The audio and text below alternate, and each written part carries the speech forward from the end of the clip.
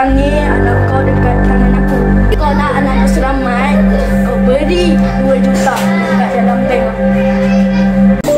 Kok anak saya tu baik, cik. Dia tu tak pernah tinggal solat. Macam dah bayar. Hari-hari dia tolong saya, cik.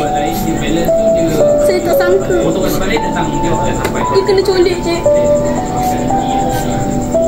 Saya tak sanggup kerja.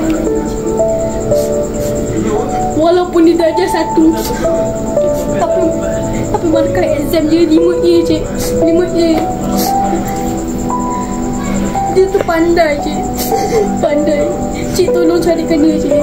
Saya merayu kat cik, tolong carikan dia, cik. Tolong. Allah, cik, kami akan tuliskan. Terima kasih, cik. Bapak lah, nampak. Weh, bapak. Sabar. Kita kena tengok masa yang sesuai. Jangan gerak!